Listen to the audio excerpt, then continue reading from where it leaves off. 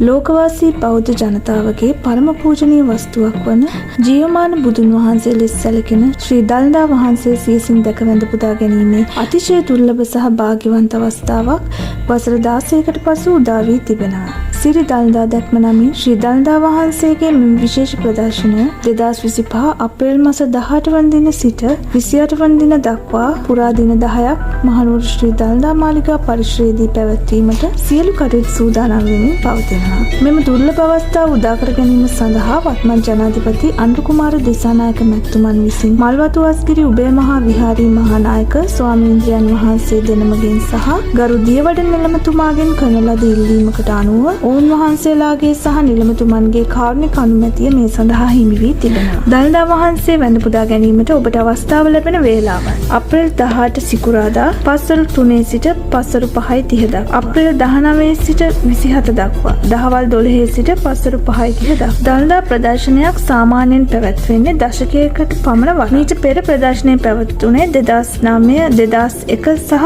1994 වසරවලදී. ක්‍රිස්තු වර්ෂ 310 දී පමණ හේමමාලා කුමරිය සහ දන්ත කුමරු විසින් ශ්‍රී ලංකාවට වැඩම කර වූ දළදා වහන්සේ මෙට රාජ්‍යරුමේ සහ බෞද්ධ ජනතාවගේ මුදුන් මල්කඩ වී ඇත. නිශ්ශංක මල්ල, දෙවන පරාක්‍රමබාහු, විමල් ධර්මසූරිය, විජය රාජසිංහ, කීර්තිසී රාජසිංහ වැනි රජවරුන් දළදා වහන්සේට පුද පූජා පවත්වා ප්‍රදර්ශනද පවත්වා තිබේ. දළදා වහන්සේ හා බැඳුණු ප්‍රාතිහාර්යයන් පිළිබඳ ඉතිහාසයේ බොහෝ සාධක ඇත.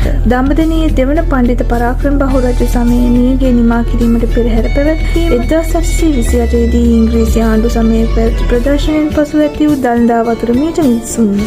1998 දරුණු බෝම්බ ප්‍රහාරයෙන් මාලිගාවට හානි සිදුවුවද දළදා වහන්සේ වැඩ සිටි ගන්ධ කුටියට කිසිදු හානියක් සිදු නොවීමද ලොවම අවිත කළ සිදුවීමකි. දළදා වහන්සේ සියසින් දැක බලා වැඳ පුදා ගැනීම බෞද්ධයෙකුට ලැබෙන අපමණ භාග්‍යයක් ලෙස සැලකේ. 2009 වසරේ පැවති අවසන් ප්‍රදර්ශනයේදී අභියෝග මැදියේ වූ ලක්ෂ සංඛ්‍යාත බැතිමතුන් දළදා සම්දුන් දැක බලා ගැනීමට මහනුවරට පැමිණියහ. දෛනික සේවා කටයුතු නිමවීමෙන් පසුව පස්වරු කාලයේ ප්‍රදර්ශනය ආරම්භ වන අතර සවස් සේවාව සඳහා නියමිත වේලාවට පෙර දළදා වහන්සේ නැවත ගන්ධ කුටියේ තැන්පත් කෙරේ. මෙම සීමිත කාලය තුල විශාල ජනකායක් දළදා වහන්සේ වැඳ පුදා ගැනීමට පැමිණෙන බැවින් දිගු පෝලිම් අපේක්ෂා කළ හැකි අතර ඇතැම් විට දින කිහිපයක් වුවද රැඳී සිටීමට සිදුවිය හැක. ඉවසීමෙන් හා ශ්‍රද්ධාවෙන් යුතුව මෙම දුර්ලභ අවස්ථාවට සහභාගී වෙන්න ශ්‍රී දළදා සමිඳුන්ගේ ආශිර්වාදය ඔබ සැමට ලැබේවා.